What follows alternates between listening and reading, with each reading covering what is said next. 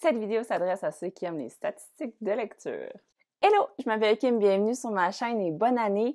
Avant de parler de résolution 2025, j'aimerais revenir sur mon année lecture 2024, voir comment ça a été, voir les statistiques aussi concrètement. Et ensuite, on va aller voir les défis que je m'étais lancés à la fin 2023 pour voir si je les ai réussis. Si vous êtes prêts, ça part!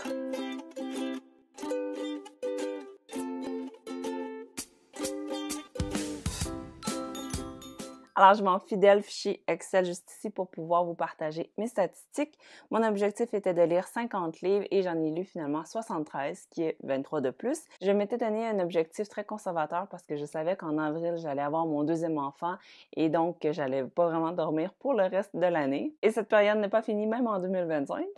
Alors ça, je ne vais pas me mettre trop de pression. Donc sur 73 livres, ça fait une moyenne de 6,1 livres lus par mois. Et pour ce qui est du nombre de pages, je suis à 22 354, ce qui fait une moyenne d'un livre de 306 pages environ. Ma note moyenne était de 3,98, ce qui est quand même très très bien. On voit ici visuellement avec la couleur des bols. Donc les bols de riz vert, ce sont ceux que j'ai donné 3 étoiles et moins pour les titres que j'ai moins appréciés. Les bols roses, ce sont ceux que j'ai quand même bien appréciés, entre 3,5, 4, 4,50. Et finalement, ceux que j'ai adorés, ce sont des favoris, ce sont les bols bleus.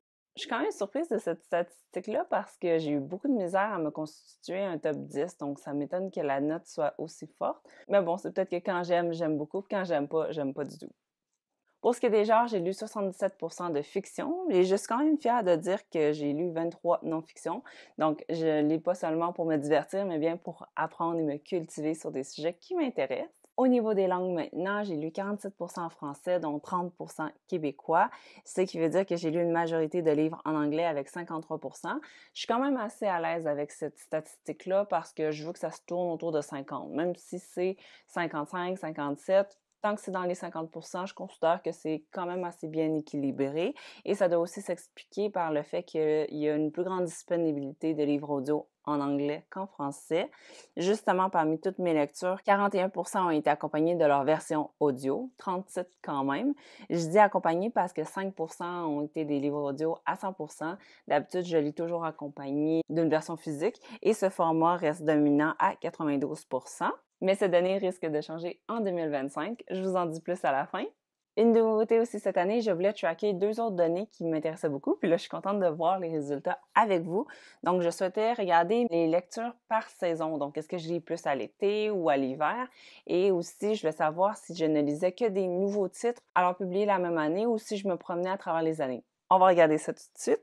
Alors d'abord, pour les lectures par mois, donc si on considère qu'en hiver, c'est décembre, janvier, février, j'ai lu 25% de mes lectures là. Au printemps, donc de mars à mai, j'ai lu le même nombre, soit 18 livres. À l'été, donc de juin à août, j'ai lu un livre de moins. Et finalement, de septembre à novembre, j'ai lu le plus de livres. Donc, ce serait l'automne, la saison que j'ai le plus lu. Ça reste que c'est quand même assez proche, avec une moyenne de 18,25 livres lus par saison. Alors, c'est quand même intéressant, même s'il n'y a pas de gros pics de moments. C'est le fun, ça veut dire que je lis de façon quand même assez constante. Ensuite, pour les années de publication, 40% des titres lus se trouvaient entre 2020 et 2023, donc quand même assez récent.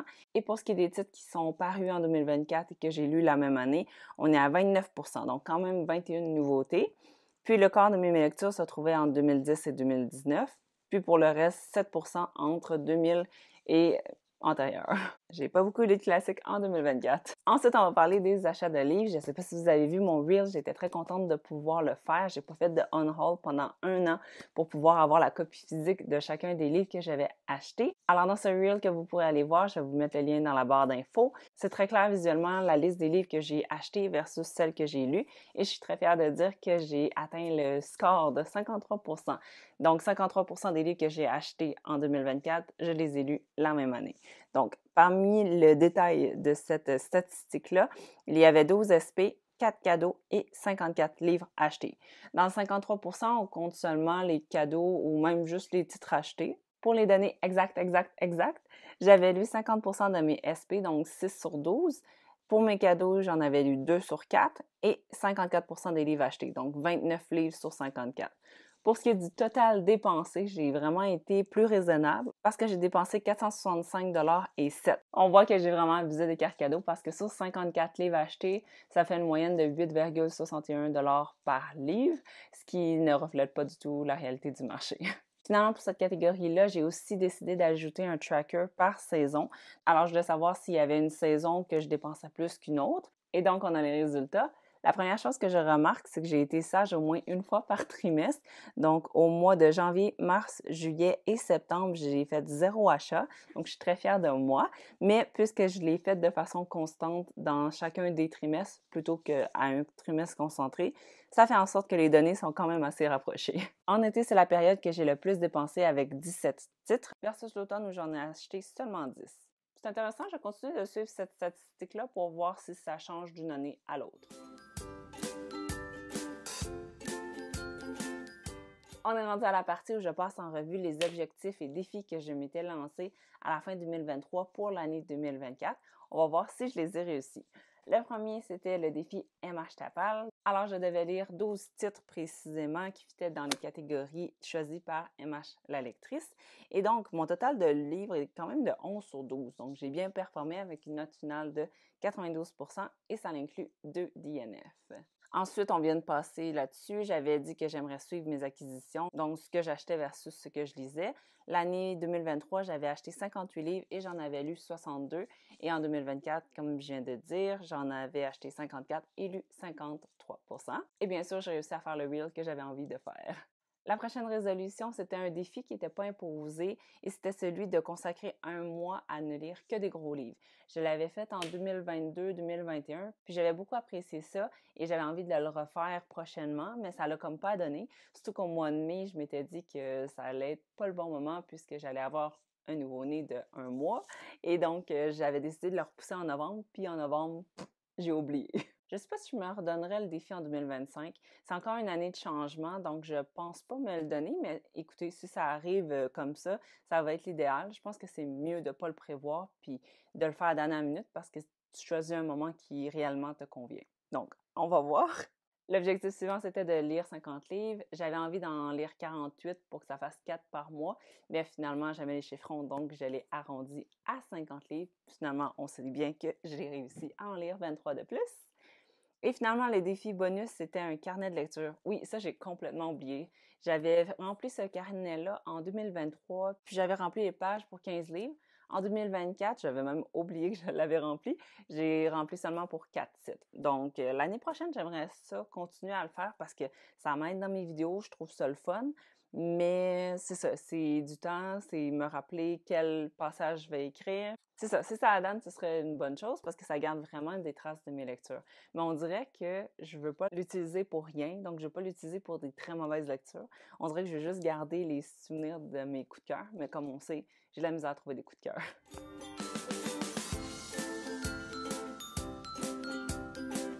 Alors, pour mes résolutions 2025, donc je viens de le dire, j'aimerais ça continuer à faire le carnet de lecture. Pour ce qui est de mon deuxième objectif, je pense que j'aimerais lire 60 livres. J'allais dire 50 encore pour pas me donner trop de pression, mais à voir comment mon début d'année va, je pense que je peux me sentir à l'aise de dire 60 parce que j'ai un très bon début d'année et il me reste quelques semaines pour mon congé de maternité. Ensuite, ça va être le retour au travail, le retour à la vraie vie avec un enfant de plus. Ça va être quelque chose. Donc, je ne sais pas trop à quoi m'attendre. Je suis sûre que ça va bien aller, mais il va y avoir quand même une petite période d'adaptation où ce que je risque de dormir. Ben, dormir aussi, mais lire moins. Ah, les deux vont ensemble. Si vous suivez mes stories, vous savez que je commence à lire à comme 11 heures le soir quand j'arrive à être dans mon lit. Puis j'ai comme seulement 5-10 pages à lire, là, donc c'est vraiment difficile de rentrer des cases de lecture. Mais j'arrive quand même à le mettre en priorité parce que c'est quelque chose qui me fait du bien. Ah oui, en 2024, j'ai essayé quelque chose de différent parce que j'avais une palle physique, évidemment, donc tous les livres qui sont sur mes étagères. Et donc, j'essayais de tracker à quel point ça descendait avec mon graphique. Mais en 2024, j'avais essayé de me faire une palle officielle. Donc, c'est pour ça qu'il y avait 2 lignes dans le graphique.